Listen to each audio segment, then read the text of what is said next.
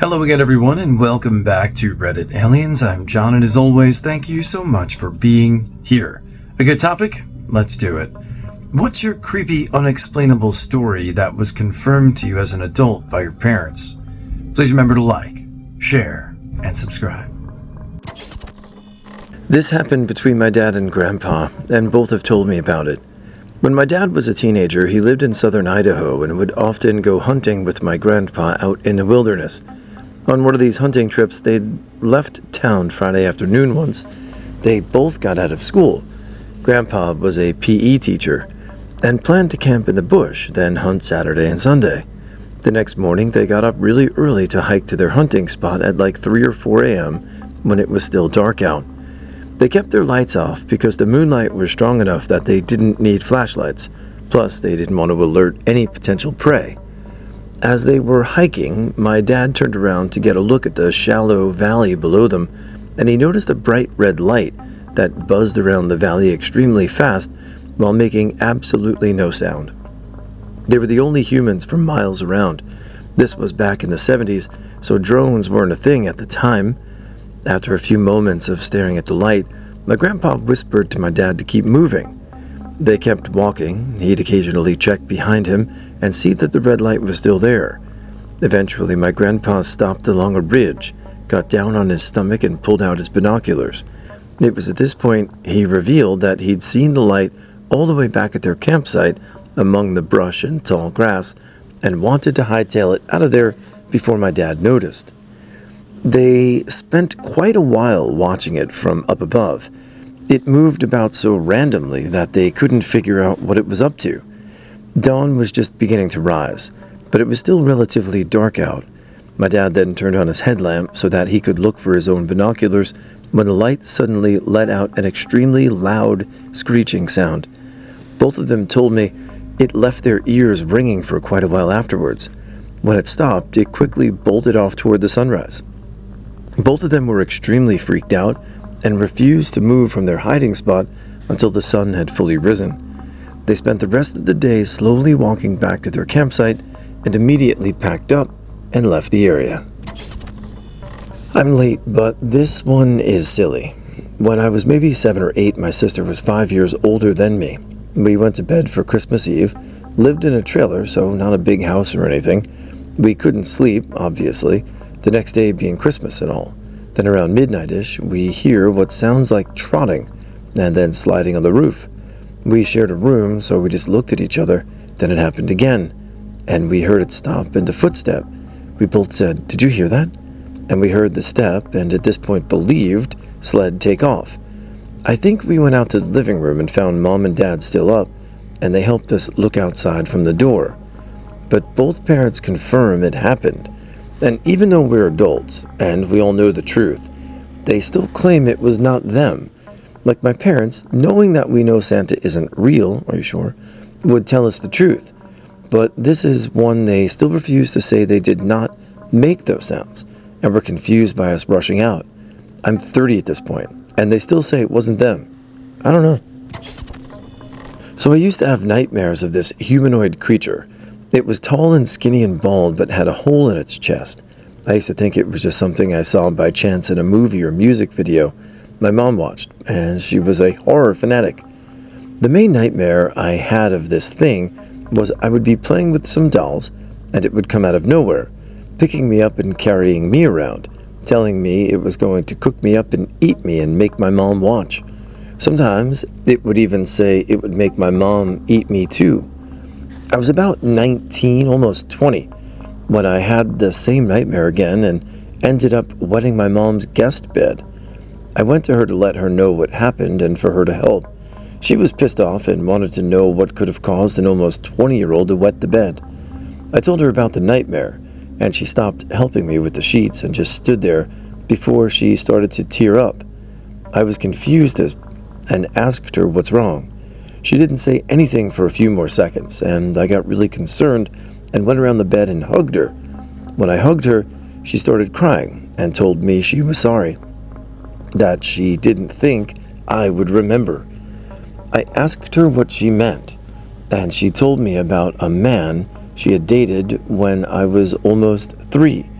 horribly abusive to the both of us. According to her, he was tall and skinny and bald and had a health condition that made his chest concave inward to where it looked like a hole with skin drained over it. Apparently, him picking me up and telling me he was going to eat me was the last straw for my mom. The real-life version was I was playing with Barbies in a makeshift bowl pool in the front yard while they were barbecuing. He went inside to get a bowl and couldn't find the one he wanted or needed and came back outside. He noticed I had dolls in the one he wanted and started flipping his shit. It escalated to him picking me up, threatening my mother, and telling her he was going to put me on the grill and make her eat me. Somehow she was able to de-escalate it and finish the night out until they got drunk, and she called her grandmother to come get me and her. All according to her, because I still can't remember. When I was really little, maybe like 4 or 5, my parents and I went on a road trip to meet up with my uncle and camp with him and his family in Colorado. I really don't remember much of it aside from a few small details, but I do have one specific, super clear memory burned in my brain from that trip. When we went to sleep one night, my mom and I slept in one tent, while my dad slept in another since the tents we bought ended up being pretty small. I remember waking up in the middle of the night to a bunch of noise and the tent glowing orange. I unzipped the tent opening, pulled the flaps aside, and saw 3 people quietly dancing around a campfire, maybe a foot away from our tent. I think they were all wearing masks, but I only remember one of them clearly. It was this square wooden mask with straw for hair and these big painted eyes that now remind me a lot of Majora's Mask. My mom yanked me back from the opening, zipped the tent closed, and told me to be quiet and go back to sleep. I always figured I just dreamt this, but a few years back I asked her about it, and it turns out it really did happen. These people just showed up in the middle of the night and didn't leave until sunrise. My mom couldn't get my dad's attention in the other tent and was afraid to get out and confront them by herself with me alone in our tent. She stayed up the whole night, afraid they'd light the tent on fire, while my dad slept through the whole thing like a baby. In the morning, he almost didn't believe her, because these people had thoroughly cleaned up any sign of the fire in front of our tent. From then on, she demanded we all stay in my uncle's RV, and we never went camping again. When I was in middle school through high school, we lived in this house, and I always had creepy shit happen in my room. Stuff like the door opening super fast or light coming on, the feeling of being watched all the time, just weird shit happening. I'd tell my parents, and they'd just make excuses for everything and blah blah blah. Well, like 6-ish years after I moved out, my parents remodeled their room, and my mom decided to sleep in my old room and apparently couldn't make it through the night and had to go downstairs to sleep on the couch. She told me about that, and I was like, see? I lived in that room for like 10 years, thanks to you telling me it's no big deal, and you couldn't make it one night. The exploding severed hand dream. When I was a kid, I thought I had a dream where I was playing with a severed hand that would drag itself across the floor by its fingers. Creepy enough on its own, but then the hand started freaking out, twitching and flopping about. My first and apparently perfectly correct course of action was to duck and cover behind a recliner. The hand explodes, and a finger with a skull ring on it lands in front of me. My dad comes running down the stairs in a hurry because he just heard a explosion, and then the memory ends. So fast forward a couple of decades, and I'm cleaning out shit to move out. I find an old cigar box that I use for childhood treasures, and I find the ring from the finger of the exploding severed hand. I have a small moment of shock and hesitantly ask about the dream. No, Malbranche, silly, that actually happened. Turns out that the hand was a Halloween prop and was controlled by a controller attached by a wire. You press a button and it crawls across the ground, dragging itself by its fingers. It also apparently had a capacitor in it that was far larger than anyone in a business putting in a goddamn toy, and it failed. The resulting explosion was pretty substantial, and even rattled the windows upstairs. I kept the ring as a souvenir, put it in my treasure box, and forgot that it was real.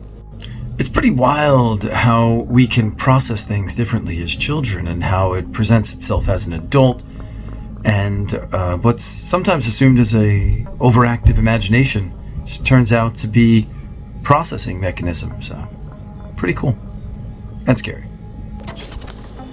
I was born on February 23rd, 1987 at 6:12 a.m. and weighed 6 pounds 12 ounces. My grandmother called the hospital to see if I had been born yet, since it was my due date. The lady said, "Yep, he was born at 6:12 a.m. My grandma said that's impossible because it's 6:12 right now. She said, "No, ma'am, it's 8:30 a.m. My grandma ripped her watch off and threw it on the counter and rushed to the hospital because she knew something was wrong. My left lung wasn't fully developed and was having trouble breathing. When my grandma got to the hospital, a nurse greeted her and my grandma said, "I need to go see my grandson." The nurse said, "Don't worry about your grandson, he will be okay. Go see your daughter-in-law." At that moment, they rushed me out the door to the life flight and flew me to Metro Hospital in Cleveland. When my grandma looked back to the nurse, she was gone. A few things were strange. My grandma said she realized the nurse was wearing a cap and gown, but at that time they didn't wear them anymore. Also, how did the nurse know it was her daughter-in-law having me and not her daughter? I went code blue 4 times and eventually was flown down to St. Louis, where they stabilized me, before they baptized me and told my parents to say goodbye after a few days because it was a slim chance I would make it. Shortly after that, my grandma and aunt were praying at a local church, and they both said they lifted their heads after a prayer and saw the faces of Jesus and Mary in front of them, knowing everything was somehow going to be okay. Flash forward to 2016, when my son Logan was born. The second they pulled him out, the electricity in the hospital went out for a few seconds, and even my sister screamed out, "He's here! I know it!" All this gives me chills when I think about it. My grandma was an amazing person and I miss her a lot, but shortly after I met my wife. Coincidence? I don't know, but I'm sure my grandma led me to her for a reason. When I was really young, maybe 4 or 5, my sister, 7 to 8, and I hung out with our neighborhood kids a lot. They would be male, 15 to 16, and female, 13 to 14, brother and sister, and the other neighbor was female, 6 to 7. Now, we live out surrounded by woods and farms, which could explain why 2 teenagers hung out with little kids. There was never anything to do, so we often went into the woods across the street. This stretch of woods wasn't very large or thick. On this day, we decided to go, and as a bratty little kid, I refused to wear shoes, even walking through the woods. We went slow because obviously my feet hurt from stepping on so much stuff. Then I noticed the party stop. They were all frozen. That's when I noticed a large man in overalls holding an axe. We knew all the adults who lived nearby, even the farmer, because there were very few houses. We didn't know him. He raised his axe above his head like he was going to swing, and that's what snapped everyone into moving. All the girls took off running, and the boy threw me over his shoulder and bolted too.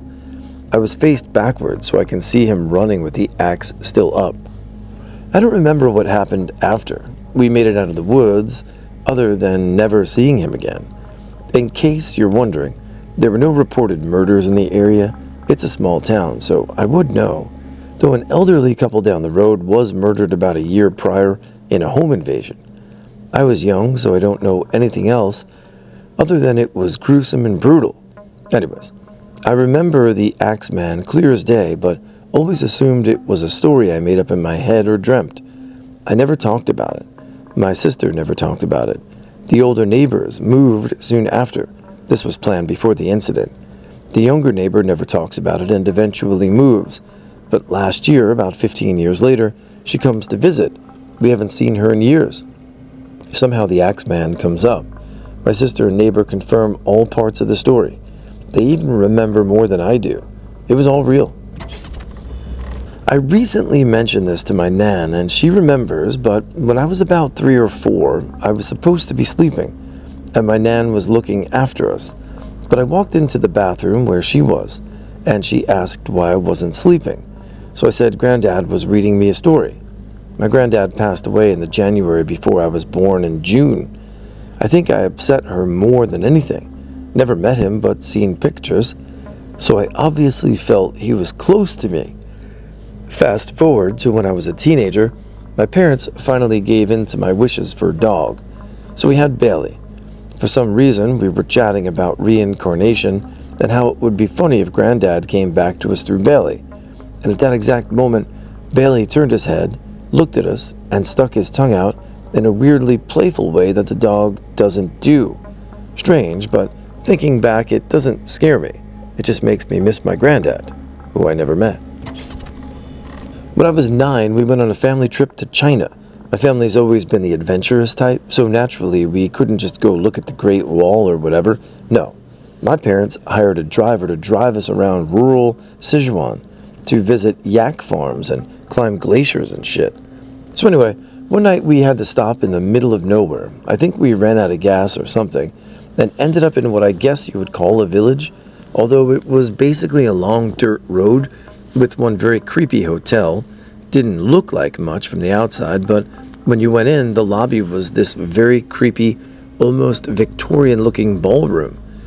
The lobby made it seem like a luxury hotel, but when you looked closer, everything was made of plastic or painted cement, like a movie set, and completely falling apart, like no one had stayed there in years. At first, our translator told us they had no room, but I guess she explained our situation, and they came up with a room. While we were checking in, I felt this malevolent presence behind me and turned around. There was a girl who looked about 12 or 13 in a shadowy corner of the room, staring at me with her mouth hanging open. She was barefoot and dressed in rags. At first I was sad because I thought she must have worked there, and she was only a few years older than me. But then she did this thing with her eyes that to this day is still the creepiest thing I've ever seen. They went completely round and bulged out several inches from her eye sockets. I'd seen a photo once of someone in the Guinness Book of World Records who could do something like that, but this was a random child